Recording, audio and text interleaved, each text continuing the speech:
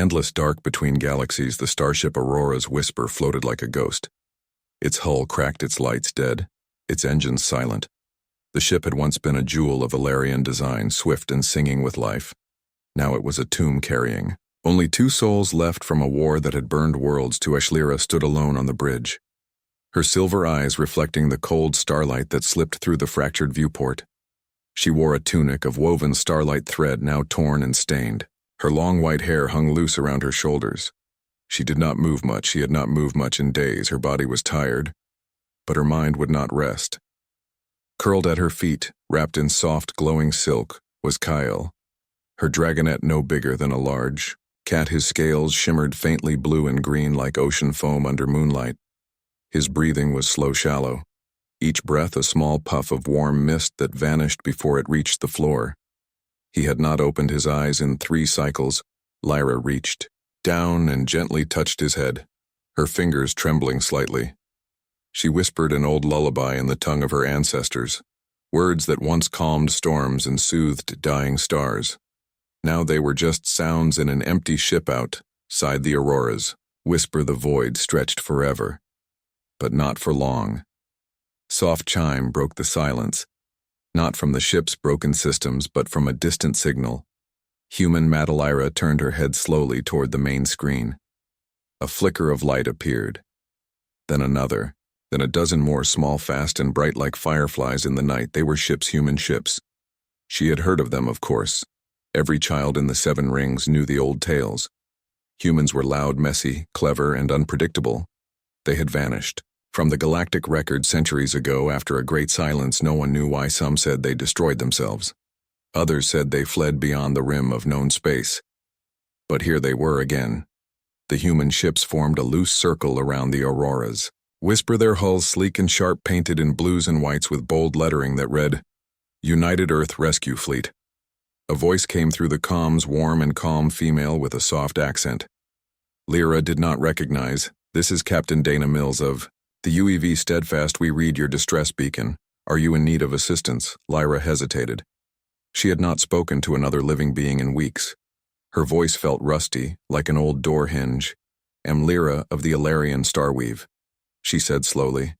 My vessel is damaged. My companion is unwell. There was a pause.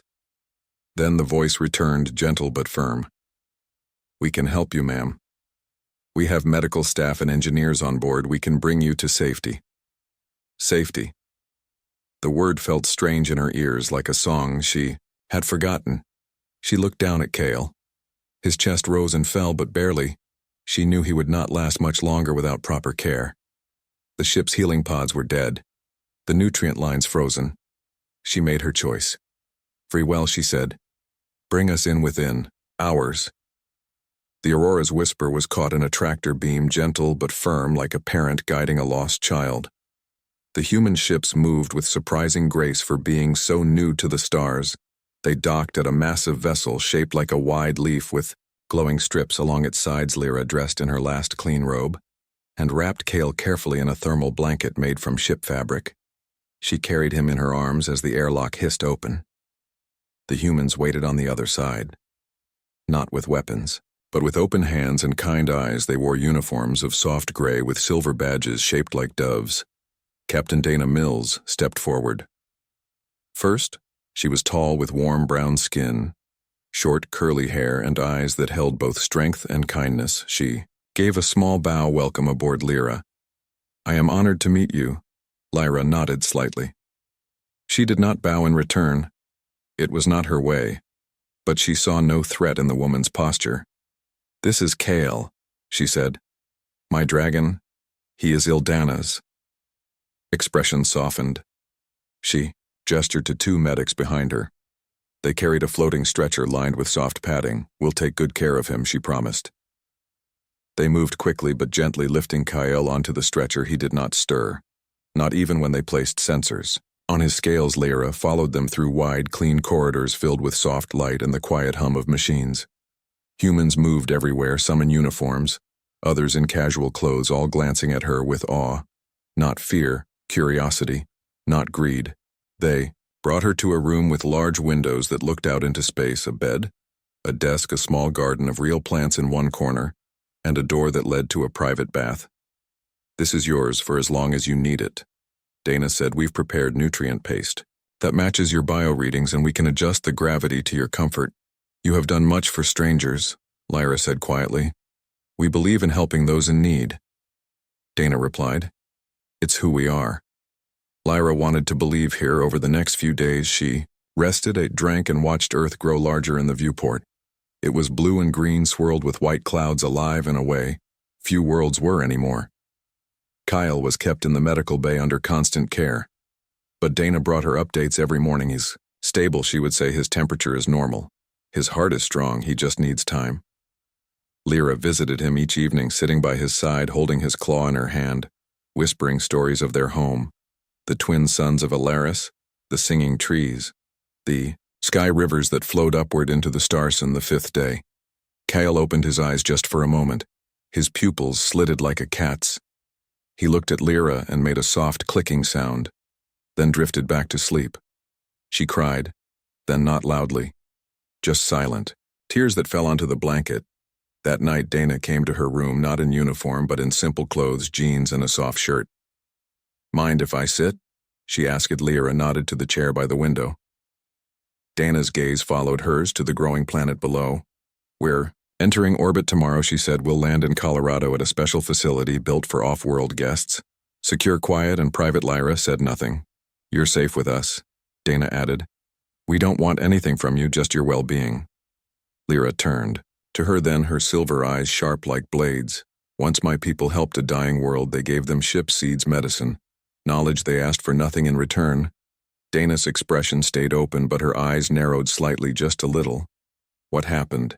she asked. "The world turned on them." Lyra said, "They called my people invaders, stole their tech, turned it into weapons, and burned the rescue ships as they tried to leave." Dana's was quiet for a long moment. "That's not us," she said finally. "Perhaps not," Lyra replied. "But gratitude is a fragile thing. It breaks easily under fear." Dana stood and walked to the door. "Get some rest," she said. "Tomorrow is a new beginning." Lyra watched her go, then turned back to the window. Earth filled half the view. Now cities glittered like scattered diamonds along the coasts. She thought of Kale sleeping in the medbay. She thought of her dead crew, her shattered home, her lost kin. She had no choice but to trust them. But deep in her bones, something old and cold stirred. Because she remembered the stories, and she knew that even the kindest hands could close into fists when they felt owed. The ship shuddered softly as it entered the upper atmosphere. A gentle vibration like a lullaby. Lyra closed her eyes and whispered one word in Alarian. "Wait somewhere in the med bay." Kale's tail twitched. The humans thought they had saved her. They thought she would be thankful. They did not know that in her language the word for savior and captor was the same, and as the aurora's whisper burned away in the sky behind them, Lyra stepped onto human soil. Not as a guest, but as a ghost returning to a house that had forgotten it was haunted. The facility beneath the Rocky Mountains was nothing like Lyra expected.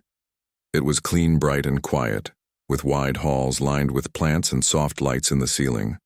It smelled of earth and clean water. Not metal and fear. They called it harmony. Station, a place for peaceful study and cultural exchange. Lyra was given a suite with large windows that looked out onto an indoor garden. Trees grew under artificial suns. Birds sang in branches, and a small stream trickled over smooth stones. It felt like a dream, but Lyra knew better. Dreams did not have locked doors. The first week passed in gentle routines. Doctors came each morning, not in white coats, but in soft blue shirts. They smiled, asked how she slept, checked her pulse, and scanned her eyes with small handheld devices. They called them health readers. Kyle stayed in a special chamber nearby, a round room with warm floors and walls that changed color to match his mood when he was calm. The walls glowed soft green when restless. They turned deep blue. Lyra visited him every day. They let her sit with him for 2 hours in the morning and 2 in the evening, always watched by 2 attendants who stood near the door, silent and still. At first she thought they were guards, but they never spoke, never moved unless she asked for water or a blanket. They just watched. One afternoon she asked one of them his name. He hesitated, then said Ben. She asked if he had children. He looked away and said yes. A daughter, She asked if he liked his job. He did not answer. That night she noticed the door to her suite did not open from the inside. There was no handle, only a smooth panel that lit up when someone from outside pressed a code. She tested it the next morning, pretending to go for a walk down the hall, but the panel stayed dark no matter how long she waited. When Dana came that evening with a tray of fruit, Lyra did not mention it. She just smiled and thanked her. But inside her mind, a cold thread began to tighten. Days turned into weeks. Scientists began to visit not just doctors but researchers with tablets and quiet voices. They asked about Ilarian biology, how her cells healed, how her eyes saw in the dark, how her blood carried light instead of iron. They called it curiosity. Lyra called it inventory. One man named Dr. Ellis spoke often. He had kind eyes and a soft voice, but his questions grew sharper over time. "Do you feel pain like humans?" he asked.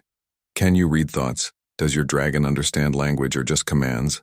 Lyra answered, carefully, always polite, always vague. Once he asked if Kale could breathe fire. She said only when the stars align. He wrote that down seriously. Then came the day they asked to take a blood sample from Lyra. Refused. Dana's team insisted it was routine, just a small amount to check his recovery. Lyra stood in the doorway of Kale's chamber. Her arms crossed, her voice low, but firm. No, Dana's arrived within minutes. She looked tired. Her uniform wrinkled, her hair pulled back in a messy knot. "Lyra," she said softly, "we only want to help him."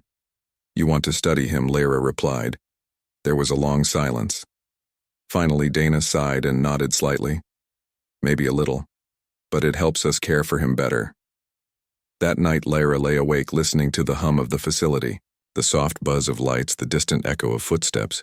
She thought of the stories her grandmother told of the great betrayal when the Ilarians gave their knowledge freely and were repaid with chains. She thought of Kale sleeping just down the hall, his small body trusting her to keep him safe. And she thought of the way Dr. Ellis looked at Kale. Not with wonder, but with calculation, like he was a puzzle to be solved or a weapon to be loaded. The next morning she found a new attendant in Kale's room. A woman with short red hair and sharp eyes named Claire. Claire smiled too much. She asked Lyra many questions about dragon biology, how fast they grew, what they ate, how they bonded. Lyra gave short answers. On the third day, Claire said something that made Lyra's blood go cold. "Imagine what we could do with his DNA," she said casually. "If we could replicate his fire or his strength, we could protect Earth from any threat." Lyra stared at her. "You see her as a tool," Lyra said. Claire blinked as if surprised. "No, of course not," she said quickly, "just as a partner in defense." But her eyes did not look away. That afternoon, Lyra noticed something new in Kale's chamber, a thin wire running along the baseboard, almost invisible unless you knew to look for it. He knelt, pretending to adjust his blanket, and touched it with her fingers. Cold metal hidden in the wall, a sensor. They were monitoring him, even when she was not there. That night she walked the garden path under the fake stars and counted the cameras, 3 in the trees, 2 near the stream, 1 above the door. She was not a guest. She was a specimen. The next morning, Dr. Ellis returned with a new request. "We would like to run a neural scan on Kale. He said it will help us understand his brain, patterns and emotional state," Lyra said. "No, but Dana came later that day, her face serious." "Lyra, this is important. If we can understand how he thinks, we can prevent stress or fear. You already know how he thinks." Lyra said, "He is tired. He is lonely. He wants to go home." Dana's expression softened. "I know this is hard, but you have to trust us. Trust is earned, not given." Lyra replied. Dana's left without another word. 2 days later, they took Kale anyway. Lyra woke to the sound of voices outside her door. She opened it to find 4 attendants and Dr. Ellis standing in the hall. "Kale is unwell," Dr. Ellis said quickly. "We need to run emergency tests." Lyra pushed past them and ran to his chamber. It was empty. His blanket was gone, the walls were dark, the sensor wire exposed. She turned to Dr. Ellis, her voice shaking with rage. "Where is he?" "In the medical wing for observation," he said calmly. "It is for his own good." She followed them through sterile white halls to a room with no windows. Only machines and bright lights. Kyle lay on a metal table, his eyes wide, his body trembling, small pads stuck to his head and chest wires snaking to a machine that beeped steadily. Lyra rushed to him and pulled the pads off. Dr. Ellis stepped forward. You can't do that. Watch me, she said. But two attendants held her arms gently but firmly. Please, Lyra, Dana said from the doorway. Let them help him. Lyra looked at Kale. His eyes filled with fear. Not pain, fear, and in that moment she understood. They did not see a living being. They saw potential, they saw power, they saw something to own. That night after they returned Kale to his chamber, weak and silent, Lyra sat with him and sang the old song of breaking the sky. It was a song her people only sang in times of war. Kale pressed his head into her lap and made a low sound like thunder far away. The next morning she asked to speak with Dana. They met in a small room with a table and 2 chairs. Lyra said, I want to leave. Dana's face fell. Lyra, it's not safe out there, you don't know Earth yet. I know enough, she said. Dana's leaned forward, her voice low. Ernest, listen to me, the World Council approved your stay because they believe in peaceful contact. But there are others who think you are a threat or a resource. And if you leave this facility, they will come for you. So you keep me here to protect me, Lyra said, or to protect them from Madonna's did not answer. That was all Lyra needed to know. She returned to her suite and looked out the window at the fake garden, the fake sky, the fake peace. She touched the wall where the sensor wire ran beneath the surface, and she made a decision. If they wanted a dragon, they would get one, but not the kind they expected.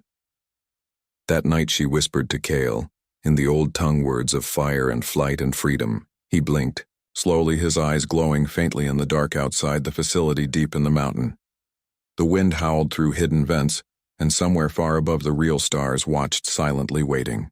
The escape began with silence.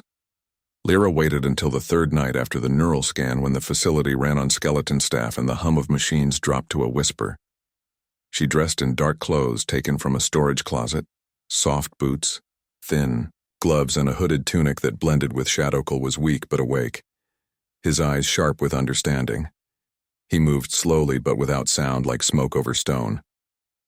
They left his chamber just after midnight. The hallway was empty. The usual attendants, gone, replaced by a single camera that blinked red in the corner. Lyra knew its blind spot, a narrow strip near the ceiling vent. She had watched it for days. She lifted Kale onto her back. He curled around her shoulders, light as a scarf. His claws careful, not to pierce her skin. They moved fast and low down the hall, past the garden, past the fake suns now dimmed for night, past the door to Dana's office, which stood slightly ajar. Lyra paused. Inside she saw blueprints on a screen, not of the facility but of Kale. His body outlined in red lines labeled with notes: fire gland, neural cluster, wing, membrane, tensile strength. She did not stop. They reached a service stairwell marked for maintenance. Only the door was locked, but the lock was old, mechanical, not digital. Lyra pressed her palm against it and sang a single note, low and steady. The metal groaned, then clicked open. Below them, the mountain opened into tunnels, cool and damp with the smell of wet rock and old wires.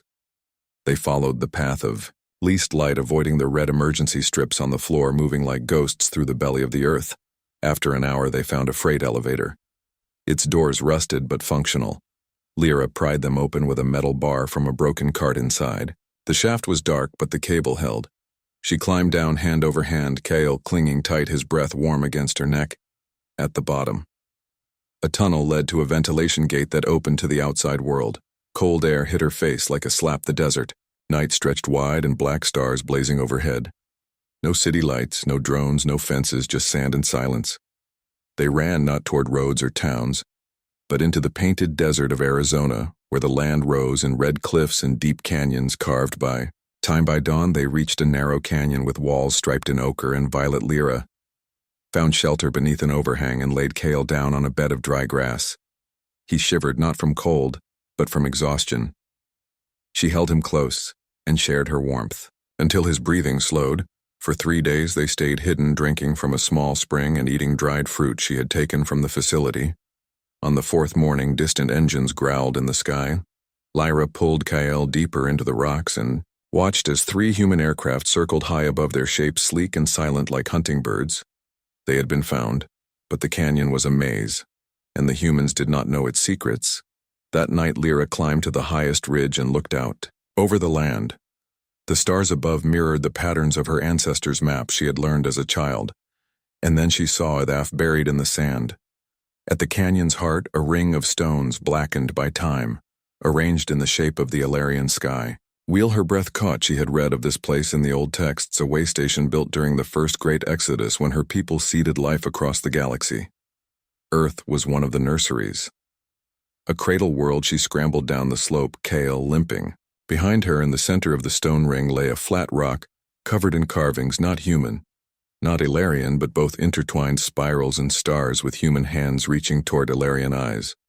Lyra brushed the sand away and found words in a language almost lost we remember.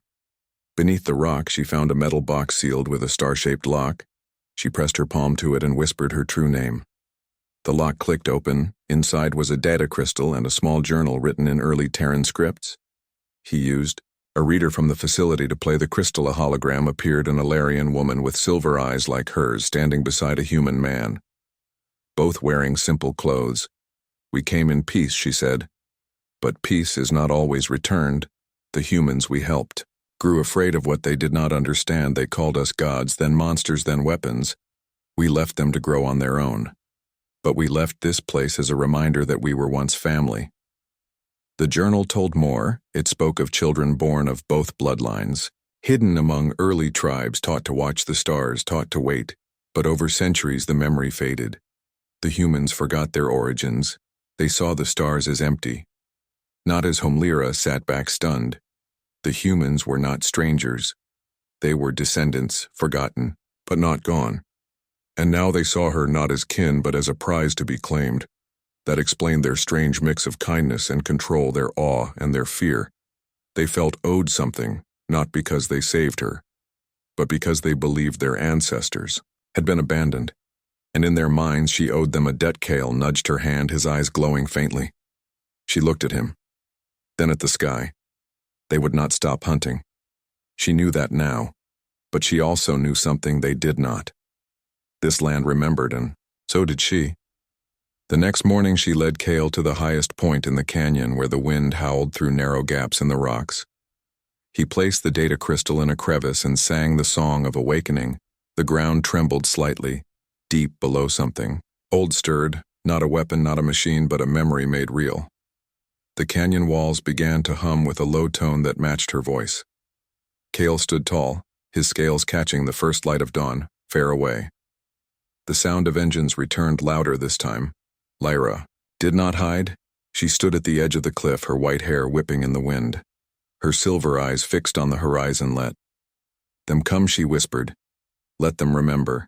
And as the first aircraft appeared over the ridge, Kyle spread his wings for the first time since leaving the facility. They were larger now, stronger, edged with gold where before they were blue. The desert held its breath. The hunt was over. The reckoning had begun.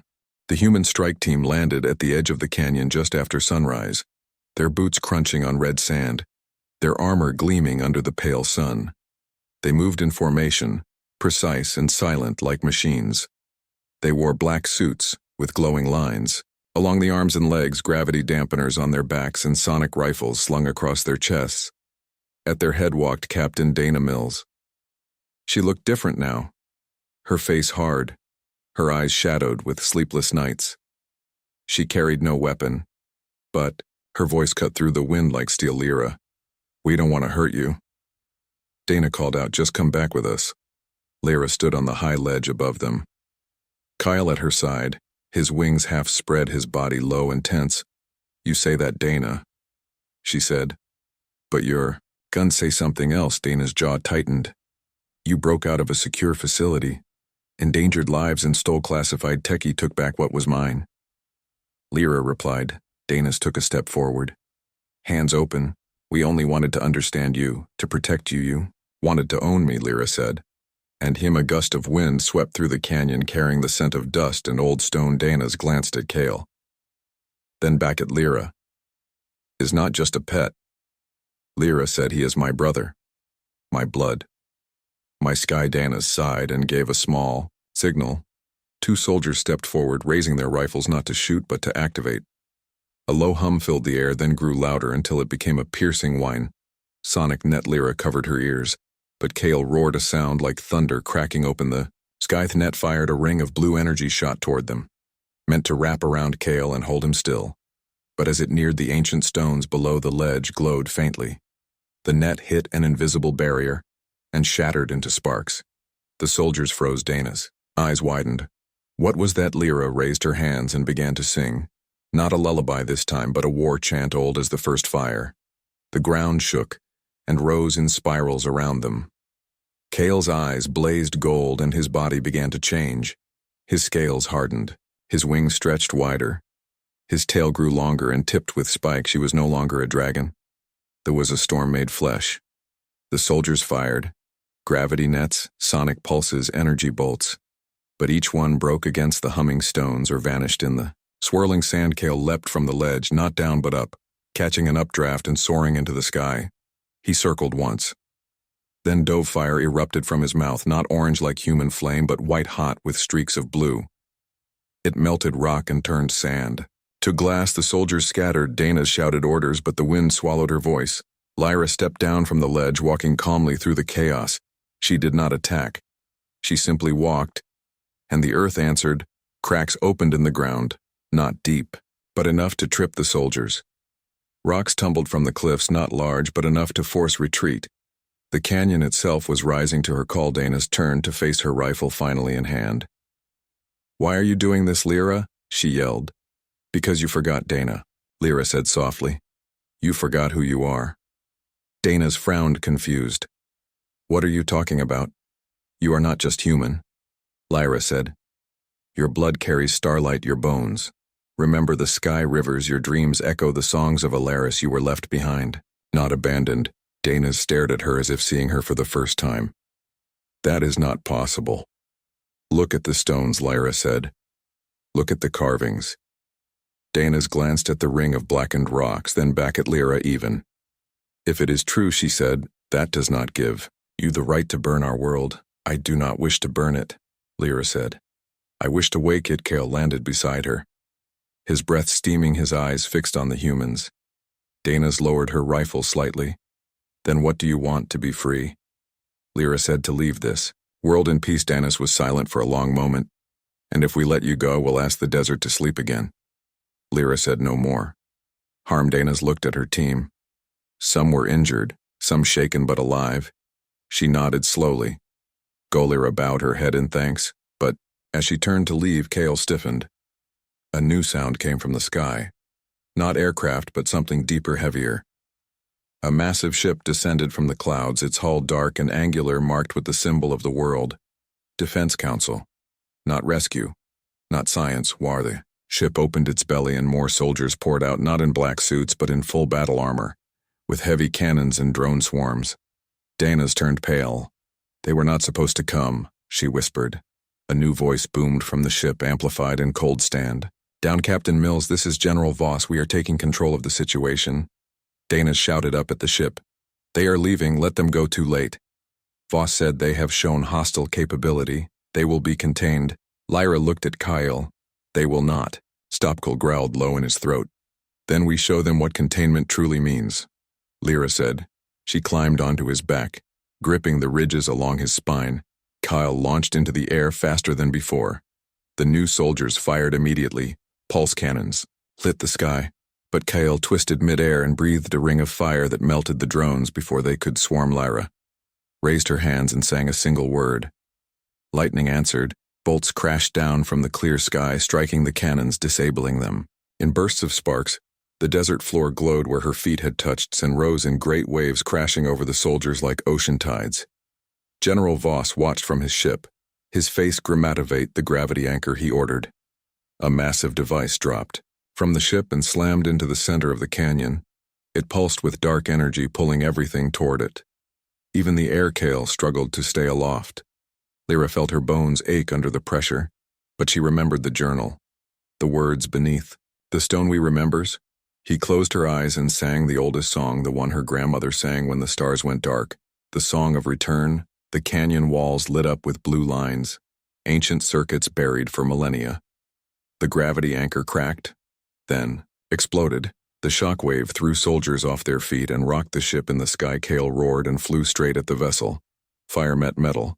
The ship's shields held for 3 seconds, then failed. Flames poured into its engines. It listed sideways. Smoke pouring from its sides. General Voss bailed out in an escape pod that crashed into the sand far below. Silence fell over the canyon. Only the wind remained. Lyra guided Kale down to the ledge. Dana stood alone now, her team retreating, her ship gone. She looked up at Lyra, not with anger but with awe. "You could have killed us all," she said. "I chose not to," Lyra replied. "Why? Because you still have a chance to remember." Dana said softly. Dana's nodded slowly. "I will tell them," she said. "I will make them listen." Lyra looked at the burning ship, then at the stars just beginning to appear in the twilight. "Do not let them forget again." She turned Kale toward the east where the mountains met the sky, and without another word they flew into the gathering night, leaving behind a broken canyon, a humbled army, and a truth too old to ignore. The mesa stood alone in the desert, its flat top wide and smooth like a table set by the gods for a final meeting. The wind swept across it, carrying the scent of burnt metal and dry sage. Lyra stood at the edge, her white hair loose, her silver eyes fixed on the horizon where the last of the human ships had vanished into the clouds. Below her the canyon still smoked faintly, the stones warm from battle. The sand turned to glass in patches, catching the morning light like scattered star-sky. Lay coiled behind her, his scales dulled from exhaustion, but his eyes sharp, watching the humans who remained. They were not soldiers anymore, just people, Dana and a few others who had refused to leave. They sat in a loose circle on the mesa, their weapons laid aside, their faces tired and pale. No one spoke for a long time. Then Dana stood and walked slowly toward Lyra, stopping a few paces away. "We lost 3 men," she said, "not to fire, but to fear. One ran into the glass field. Another tried to overload his suit. The third just sat down and would not move." Lyra did not turn. "Fear is the oldest enemy," she said. "It turns kindness into control and gratitude into debt." Dana's looked down at her hands. "We thought we were doing right. You thought you were owed something," Lyra said, "because your ancestors were left behind. You believed my people abandoned you, so you tried to claim us as payment." Dana's was silent. Lyra finally turned to face her. "But you are not owed anything," Dana said softly. "You never were." Dana's eyes filled with tears, but she did not look away. "I know that now." Lyra studied her face, the lines of worry, the honesty in her gaze. "You are different from the others." "I want to be," she said. Lyra nodded. "Then listen." She walked to the center of the mesa and knelt, placing her palm on the stone. The ground hummed softly from her pack. She pulled the data crystal and the old journal. "Take these," she said. "Share them with your people.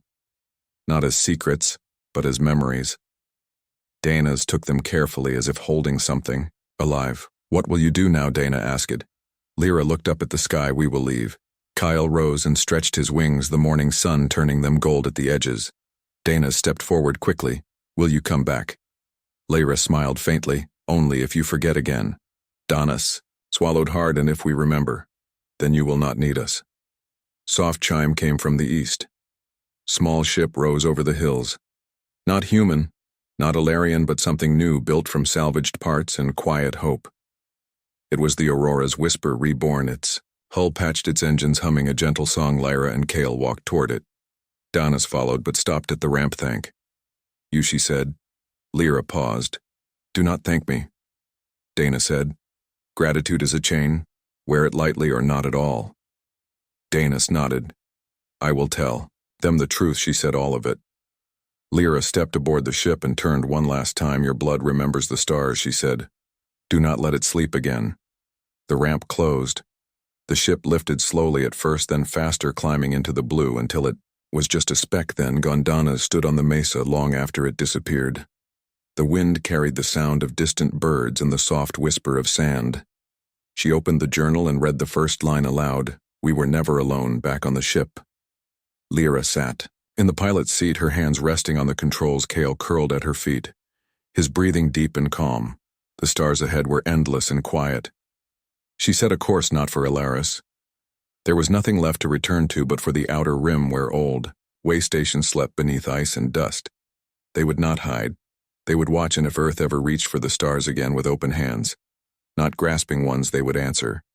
But if they came with chains or claims, or the old hunger for power, Then the dragon would wake and the elf would sing, and the sky would burn. For now, though there was peace, the ship sailed through the void. Silent and steady, Kale opened one eye and made a soft sound, like a purr. Lyra reached down and touched his head. "Sleep, little storm," she whispered. "We have time far below on the blue-green world." Humans gathered in cities and labs and home.